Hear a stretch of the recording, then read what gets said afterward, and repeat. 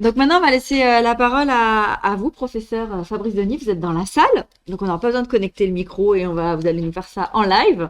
Bien sûr, professeur Olivier Bonneau, il est resté avec nous, il est en backstage dans le Zoom.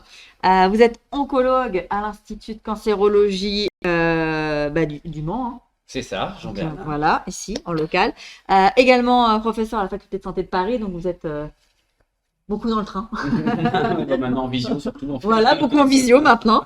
Et vous êtes un des spécialistes des apports du numérique pour les troubles neurodéveloppementaux. Donc, on a hâte de vous écouter puisque là, effectivement, vous nagez dans le sujet. Et vous allez nous donner quelques lumières sur ce que vous faites au quotidien dans cette e-santé. Merci. Allez, venez par là. Beaucoup. Le machin, il est là. Je ne sais pas si Olivier me voit. Moi, je l'ai vu en tout cas. Je le salue. Donc... En fait, on va faire un tour d'horizon de la e-santé très rapide pour aller vers déjà les niveaux de preuve scientifiques un petit peu de ces solutions, parce que on voit qu'il y a 300 000 applications au minimum hein, en santé, bien-être, médecine qui sont disponibles, alors par tous les stores différents, Android, etc. Mais déjà, on n'a que 300 qui font ou ont fait l'objet d'études cliniques dites randomisées, c'est-à-dire d'études qui visent à comparer l'application à la référence. Parfois c'est rien, mais parfois c'est un autre outil. Donc 300 études uniquement sur 300 000 logiciels. Donc déjà ça réduit un peu. L'avantage c'est qu'on a vite fait le tour de la littérature. 4 sur 300 000 ont montré un bénéfice en survie, c'est-à-dire allonger la survie, la durée de vie, si on peut dire, comme si on était des piles, des gens, et essentiellement en oncologie. 3 sur ces 4 études ont été publiées, et donc 2 sur 3 c'est en cancérologie. Donc voilà, vous voyez un peu, 1 sur 100 000 montre un bénéfice sur l'espérance de vie des gens. Alors, le sujet sur lequel on a travaillé, nous, c'est ce qu'on appelle les PRO, c'est ce qu'on appelle les Patient Reported Outcomes, c'est en fait le fait que des patients ou des utilisateurs vont transmettre leurs données à soit leur médecin, soit à un serveur informatique qui contient des algorithmes, et ce qu'ils vont déclarer sur leur téléphone va être analysé et orienté vers alors soit de la détection de maladies, ou de la prévention, ou de la rechute, on va voir. Moi, je suis cancérologue, effectivement, j'ai travaillé sur le cancer. Et l'objet, c'était de faire de la détection précoce des rechutes des cancers en se basant sur les symptômes des gens. C'est-à-dire, quand on vient d'avoir un cancer, on est soigné, et puis en général, on n'espère pas recommencer par faire une récidive, sauf que ça arrive quand même de temps en temps. Et on s'est rendu compte, dans les travaux qu'on a fait au CNRS il y a 8 ans, que finalement, beaucoup de symptômes à signaux faibles pouvaient précéder le diagnostic d'une rechute.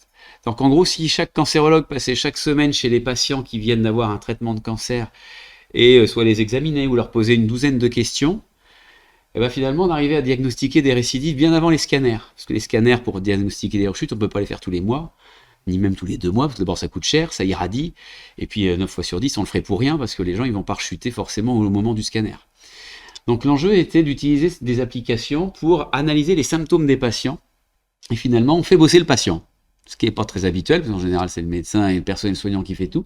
Et bien là non, on s'est dit, le patient il se connaît, on va étudier ses symptômes, et puis on va créer des algorithmes qui vont analyser les symptômes des patients, leur association et leur évolution au fil du temps, et sortir des règles, un peu comme a expliqué Olivier tout à l'heure, à travers de l'IA en général assez trivial, ça ne va pas chercher très loin, et heureusement d'ailleurs, parce que comme ça le médecin il comprend ce qui se passe lorsque le patient vient le voir, on en reparlera, mais en l'espèce on utilise des algorithmes assez triviaux, et finalement lorsque certains symptômes semblent suspects, il y a un email qui est envoyé au médecin, et le médecin va prendre contact avec son patient pour vérifier qu'il y ait effectivement les anomalies qu'il a déclarées, puis déclencher un scanner, non pas dans 3 mois, mais dans 8 jours.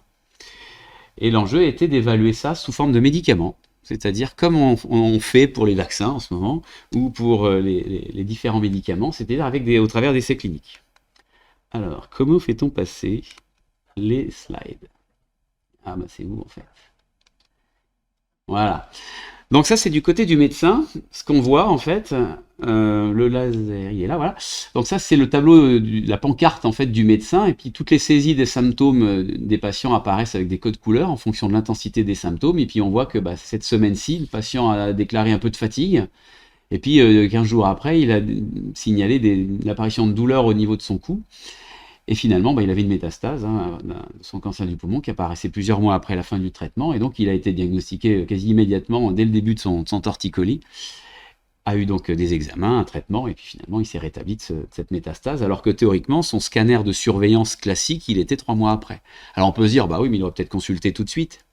Ben non en fait, parce que quand on vient d'avoir un cancer, qu'on sort d'une chimiothérapie qui vous a bien fatigué pendant 3 mois, de la radiothérapie, de la chirurgie, on ne s'alarme pas aux premiers symptômes, parce que on n'a pas spécialement envie de revenir dans le bain tout de suite, donc il faut aller chercher les gens en fait. Et non pas attendre qu'ils consultent lorsque le rendez-vous est prévu dans 2 ou 3 mois, comme si la rechute allait avoir lieu ce jour-là. Bien sûr que non, elle n'aura pas lieu le jour du scanner, elle a lieu n'importe quand, la récidive. Et c'est pour ça qu'en utilisant ces suivis de symptômes auto-déclarés par les patients, on arrive à faire du diagnostic précoce de rechute avec 2 mois d'avance en moyenne sur les scanners.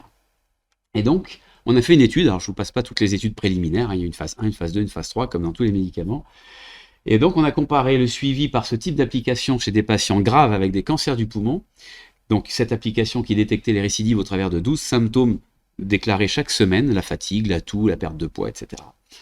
Un algorithme qui envoyait des alertes aux médecins lorsque ça suggérait un problème. Et donc, on a comparé l'espérance de vie des patients suivis par cette application à l'espérance de vie des mêmes patients avec un cancer du poumon, suivis classiquement avec des scanners tous les 2, 3 ou 6 mois. Tirage au sort. Donc là, on ne peut pas dire qu'on a avantagé un tel ou un tel, c'est tirage au sort. Et finalement, avec 2 années d'utilisation de cette application, on a montré qu'on augmentait le taux de survie de près de 20% à 1 an. Donc on avait sur 100 malades, il y en avait près de 200, mais en gros on augmentait de 20% l'espérance de vie à 1 an, ce qui est autant que les traitements anticancéreux. C'est-à-dire que les immunothérapies dont on parle beaucoup, leur bénéfice c'est la même chose, c'est 20% à 1 an. Donc ça paraît peu, mais en même temps on ne fait pas spécialement moins bien, et il n'y a pas spécialement d'effets secondaires pour le coup. Là.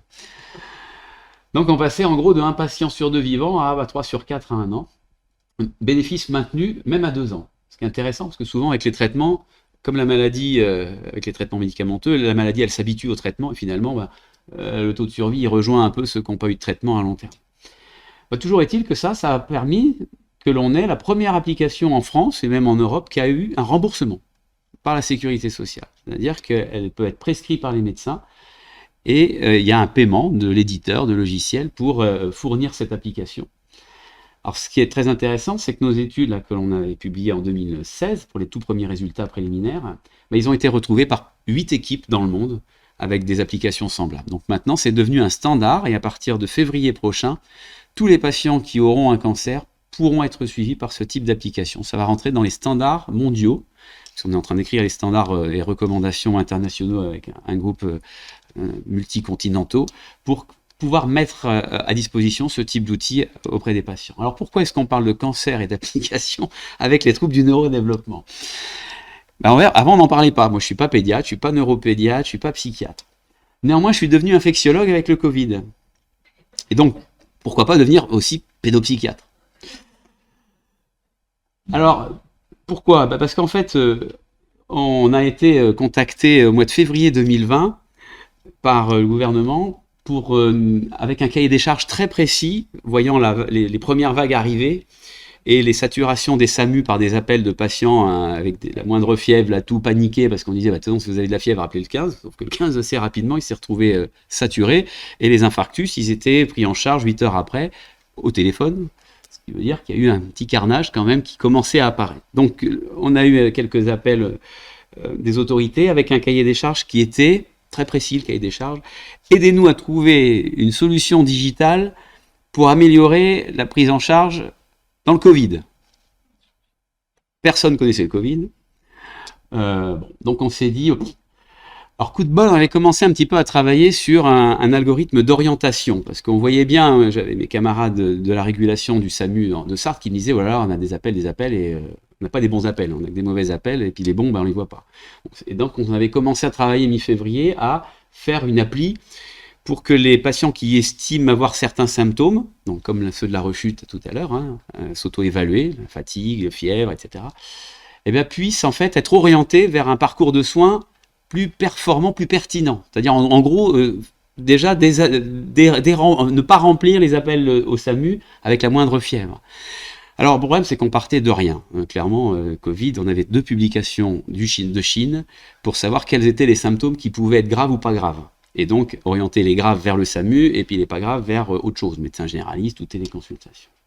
En 2 semaines, avec 90 experts, tous nos camarades de promotion, de la PHP, de Pasteur, on a créé un algorithme d'orientation des patients à partir de 20 questions basées sur leurs antécédents médicaux, hypertension, obésité, tout ce dont on parle encore actuellement, et leurs symptômes.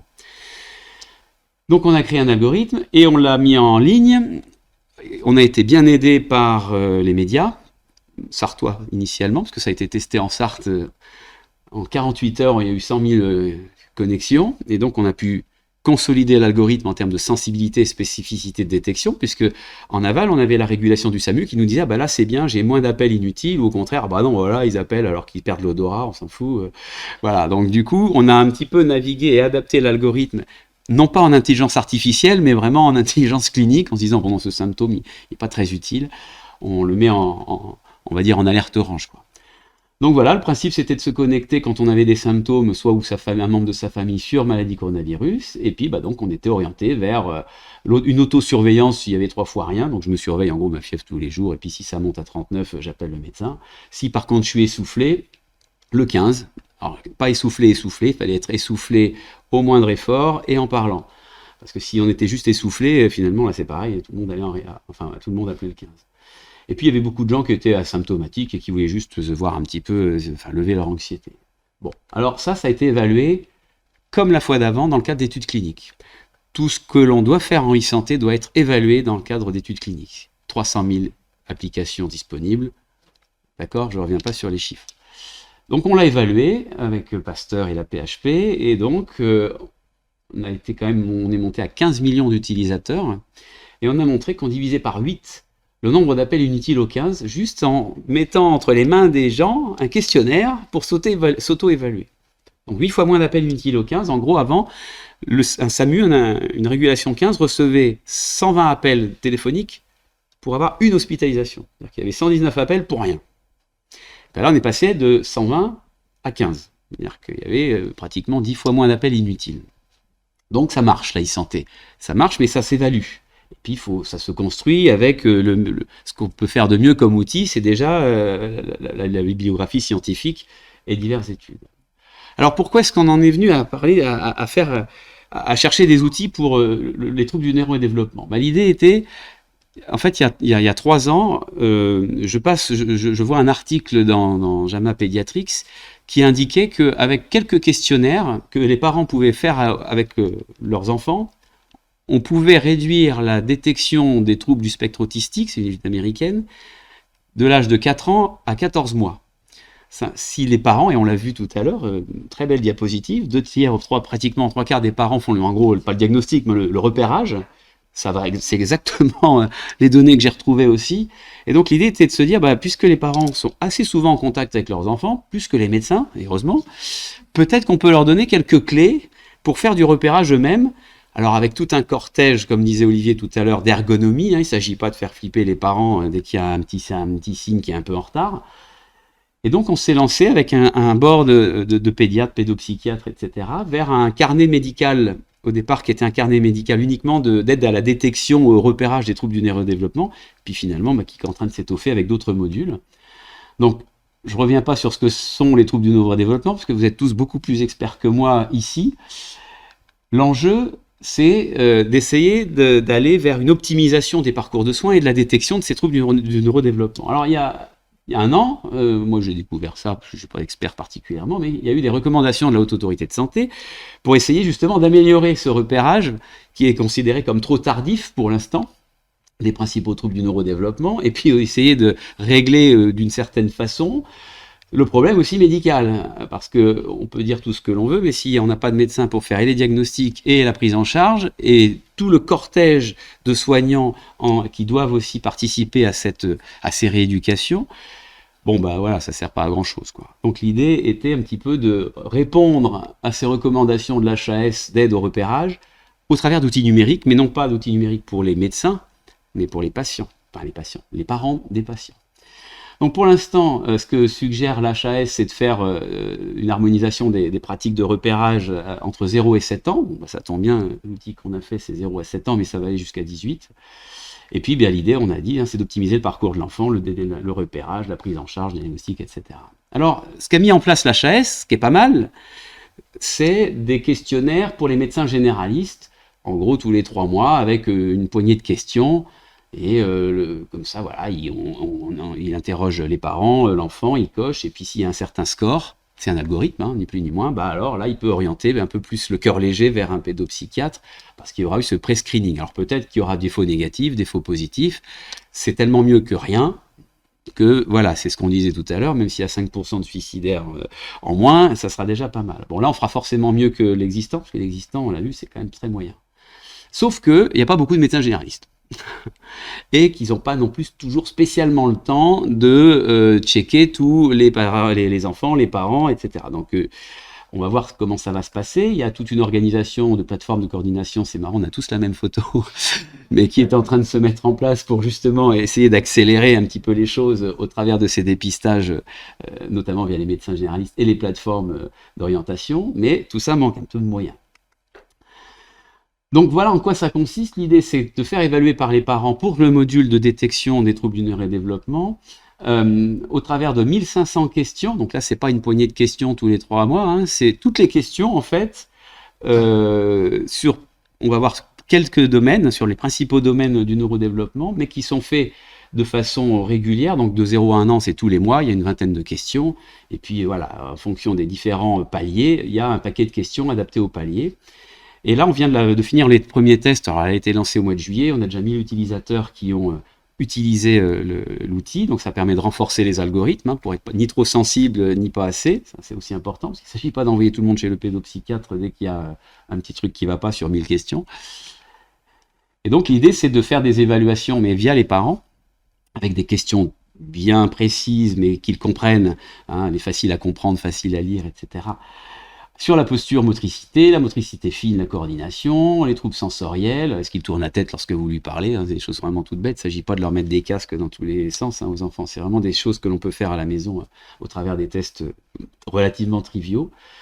Des questionnaires sur la sociabilité, le comportement, le langage, et puis accessoirement on s'est dit autant en profiter pour faire des rappels de vaccins, hein, obligatoires, parce qu'on est tous un peu paumés avec les vaccins et le carnet de santé qu'on a en général paumé, lui aussi on ne sait plus trop où on en est, et aussi des mesures de prévention et d'information sur le sommeil, comment on couche son enfant, comment éviter la mort subite du nourrisson, l'alimentation et tout un tas d'informations sur la sécurité. Est-ce qu'il commence à marcher? Oui, à ce moment-là, planquez vos produits ménagers, etc.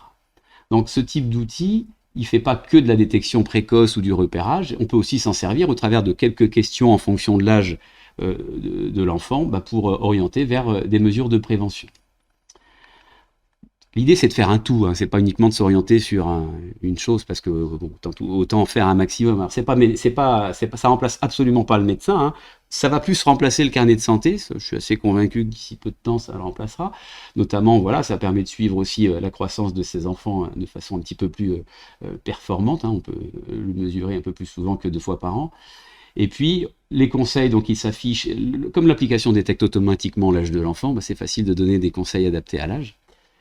Et puis, en fonction des analyses, s'il y a des anomalies, on voit, n'hésitez pas à parler de ces points avec votre médecin lors de la prochaine consultation. Bon, on a mis des seuils, au départ, on était assez sensible, et puis finalement, on baisse un peu la sensibilité. En gros, lorsqu'il y a des anomalies sur des questionnaires, il faut qu'elles se répètent, selon les types, 1 ou 2 fois, hein, sur plusieurs mois consécutifs pour déclencher une alerte.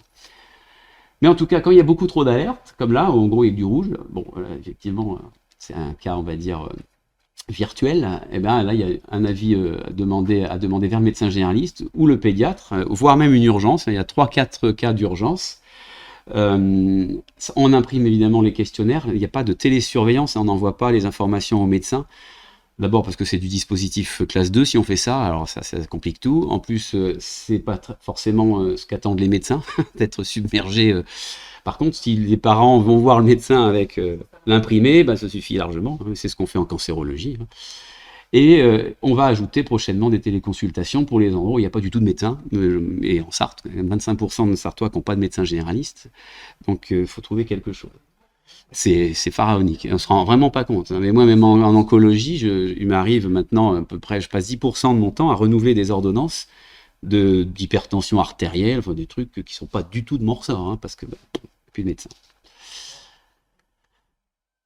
Donc comment on a développé cet outil qui paraît plutôt sympathique, on va dire, et pas compliqué.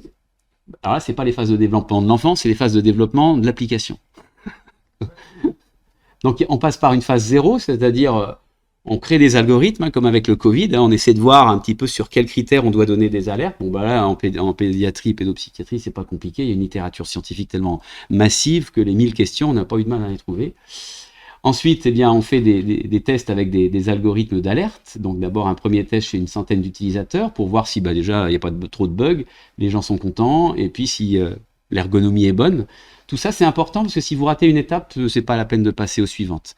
C'est comme les médicaments. Il y a une faisabilité, il y a une toxicité. Et ben là, c'est l'ergonomie, l'usage, la satisfaction. Et ensuite, l'algorithme, on le consolide avec une phase 2. Donc ça, c'est la phase qu'on vient de faire. Donc là, on consolide l'efficacité. Donc 1000 utilisateurs. Et puis là, on a à peu près 3/4 des parents qui utilisent toutes les fonctions d'évaluation des acquisitions. Donc ça, c'est intéressant parce qu'au départ, on croyait que ça leur ferait peur aux parents. Et en fait, non. Ils sont plutôt contents de pouvoir apprendre aussi les différentes phases de développement de leur enfant. Et puis la prochaine phase là, qui va débuter au mois de septembre, ben là c'est la large échelle, plus de 10 000 utilisateurs. Et puis on travaille, donc là pour le coup, les financements, c'est vrai que c'est compliqué, hein, mais bon, les assureurs, je vous suggère d'aller les voir de temps en temps, chez les mutuelles, c'est pas mal. Et après, la CNAM se réveille en général. Ah bah si les assureurs le font, c'est peut-être pas mal. C'est bon, c'est entre nous ça, mais en l'espèce, ce qui va être intéressant, c'est effectivement d'avoir, comme disait Olivier, de concevoir une base de données de la meilleure qualité qui soit. On a vu, c'est pas simple, et surtout de créer à terme des algorithmes de signaux faibles pour encore gratter quelques mois, voire années dans certains cas, sur les diagnostics des troubles du neurodéveloppement. Là, l'IA sera intéressante. Mais l'IA sans une base de données béton, ça sert strictement à rien. C'est-à-dire que vous pouvez avoir une grosse base de données, mais si il y a des biais dans tous les coins, si, par exemple, en ce moment, avec le Covid, ça fait 1 an et demi qu'on vit sous Covid, je peux vous dire que les questionnaires qu'on utilise pour faire du diagnostic de syndrome dépressif, anxieux, etc., ils ont été créés il y a 30 ans. Il n'y avait pas de Covid. C'était les années 80, tout allait bien, on était tous bien contents. On a fait une étude justement sur les questionnaires de burn-out qui existent depuis quelques années. On a utilisé donc les vrais questionnaires scientifiques validés chez 3000 personnes et on a regardé les résultats en période Covid. Alors soit tout le monde est suicidaire, et pas loin, mais en l'espèce ça n'a pas explosé les suicides non plus, soit il faut revoir les questionnaires. Et voilà, et donc on a changé les curseurs effectivement pour ces questionnaires, donc on va les publier, mais c'est pourtant à partir de ces questionnaires et de ces bases de données anciennes qu'on crée des algos d'IA. Donc attention.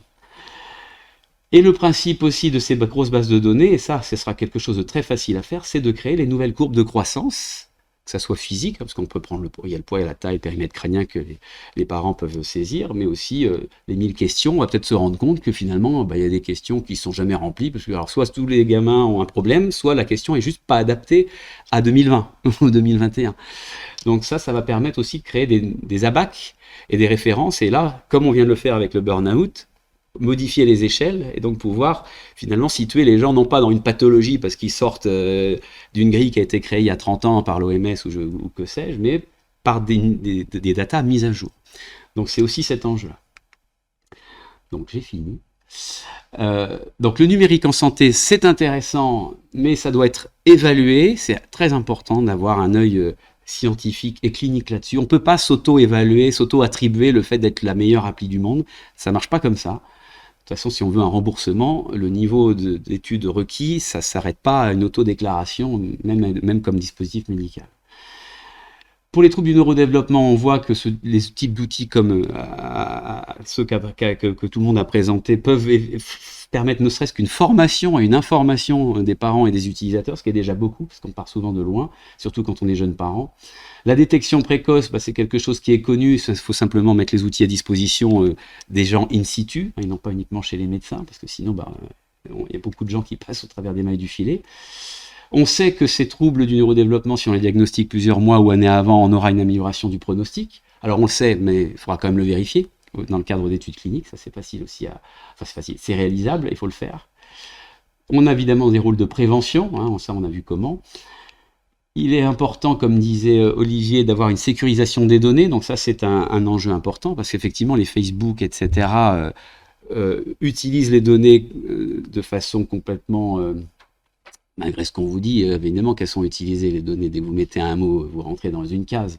Là, l'idée est d'aller dans de l'anonymisation, dans de la recherche académique, et pas de la vente de données, etc.